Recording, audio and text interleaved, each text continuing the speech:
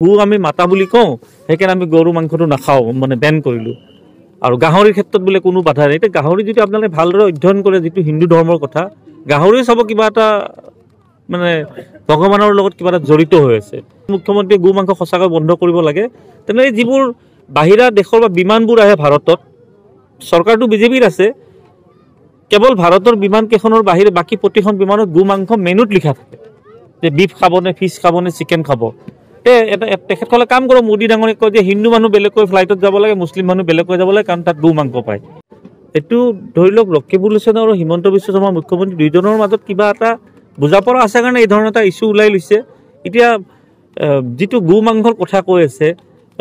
কালি মই দেখিলোঁ পৰহি মুখ্যমন্ত্ৰী কৈছে গু আমি মাতা বুলি কওঁ সেইকাৰণে আমি গৰু মাংসটো নাখাওঁ মানে বেন কৰিলোঁ আৰু গাহৰিৰ ক্ষেত্ৰত বোলে কোনো বাধা নাই এতিয়া গাহৰি যদি আপোনালোকে ভালদৰে অধ্যয়ন কৰে যিটো হিন্দু ধৰ্মৰ কথা গাহৰি চাব কিবা এটা মানে ভগৱানৰ লগত কিবা এটা জড়িত হৈ আছে গতিকে এইবিলাক সস্তীয়া কথা আৰু যদি তেওঁ ইমানেই ভাবিছে যে মুখ্যমন্ত্ৰীয়ে গু মাংস সঁচাকৈ বন্ধ কৰিব লাগে তেনেহ'লে যিবোৰ বাহিৰা দেশৰ বা বিমানবোৰ আহে ভাৰতত চৰকাৰটো বিজেপিৰ আছে কেৱল ভাৰতৰ বিমান কেইখনৰ বাহিৰে বাকী প্ৰতিখন বিমানত গু মাংস মেনুত লিখা থাকে যে বিফ খাবনে ফিছ খাবনে চিকেন খাব তেখেতসকলে কাম কৰক মোদী ডাঙৰীয়ে কয় যে হিন্দু মানুহ বেলেগকৈ ফ্লাইটত যাব লাগে মুছলিম মানুহ বেলেগকৈ যাব লাগে কাৰণ তাত গু মাংস পায় নীতি নিয়মটো অকল অসমতে কিয় গতিকে এইবিলাক হিমন্ত বিশ্ব শৰ্মা ডাঙৰীয়া যিমানে গু মাংসৰ কথা নকওক কিয় আৰু বেছিকৈ খাব মানুহে আজি দুই বছৰমান পূৰ্বে আপোনালোকে দেখিছিলে এই বিতৰ্কটো ওলাওঁতে সকলো নেতাই মানে ৰাজনৈতিক ডাঙৰ নেতাবিলাকে গু মাংস খাই দেখাইছিলে কোনোবা এটা ৰাজ্যত আপোনালোকে এইটো মিডিয়াতো আহিছিলে গতিকে এটা সময় এনেকুৱা আহিব পাৰে হিমন্ত বিশ্ব শৰ্মা হয়তো ক'ব পাৰে এইখিনি সময়ত মোক হেঁচা দিছিল কেনে ক'লো মই এতিয়া গু মাংস মুখত লৈছোঁ একো ডাঙৰ কথা নহয় তেওঁ সকলো কৰিব পাৰে আপুনি বিচৰা বাতৰি পাব কেৱল নিউজ 18 এপত নিউজ 18 এপ ডাউনলোড কৰিবলৈ স্ক্যান কৰক এই QR কোড গুগল প্লে ষ্টৰতো পাব এই নিউজ 18 এপ গু আমি মাতা বুলি কওঁ সেইকাৰণে আমি গৰু মাংসটো নাখাওঁ মানে বেন কৰিলোঁ আৰু গাহৰিৰ ক্ষেত্ৰত বোলে কোনো বাধা নাই এতিয়া গাহৰি যদি আপোনালোকে ভালদৰে অধ্যয়ন কৰে যিটো হিন্দু ধৰ্মৰ কথা গাহৰি চাব কিবা এটা মানে ভগৱানৰ লগত কিবা এটা জড়িত হৈ আছে মুখ্যমন্ত্ৰীয়ে গু মাংস সঁচাকৈ বন্ধ কৰিব লাগে তেনেহ'লে যিবোৰ বাহিৰা দেশৰ বা বিমানবোৰ আহে ভাৰতত চৰকাৰটো বিজেপিৰ আছে কেৱল ভাৰতৰ বিমান কেইখনৰ বাহিৰে বাকী প্ৰতিখন বিমানত গু মাংস মেনুত লিখা থাকে যে বিফ খাবনে ফিছ খাবনে চিকেন খাব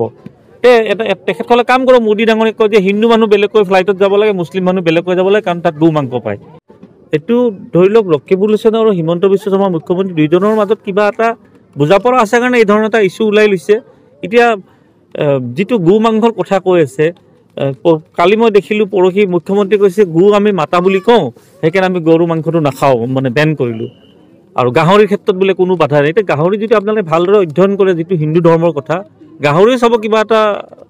মানে ভগৱানৰ লগত কিবা এটা জড়িত হৈ আছে গতিকে এইবিলাক সস্তীয়া কথা আৰু যদি তেওঁ ইমানেই ভাবিছে যে মুখ্যমন্ত্ৰীয়ে গু মাংস সঁচাকৈ বন্ধ কৰিব লাগে তেনেহ'লে যিবোৰ বাহিৰা দেশৰ বা বিমানবোৰ আহে ভাৰতত চৰকাৰটো বিজেপিৰ আছে কেৱল ভাৰতৰ বিমান কেইখনৰ বাহিৰে বাকী প্ৰতিখন বিমানত গু মাংস মেনুত লিখা থাকে যে বিফ খাবনে ফিছ খাবনে চিকেন খাব তেখেতসকলে কাম কৰক মোদী ডাঙৰীয়ে কয় যে হিন্দু মানুহ বেলেগকৈ ফ্লাইটত যাব লাগে মুছলিম মানুহ বেলেগকৈ যাব লাগে কাৰণ তাত গু মাংস পায়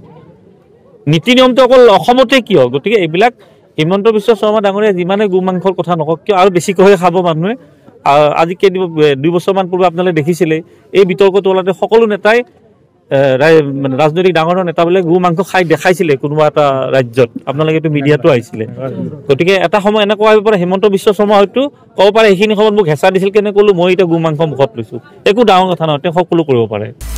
আপুনি বিচৰা বাতৰি পাব কেৱল নিউজ 18 এপত নিউজ 18 এপ ডাউনলোড কৰিবলৈ স্ক্যান কৰক এই QR কোড গুগল প্লে ষ্টৰতো পাব এই নিউজ 18 এপ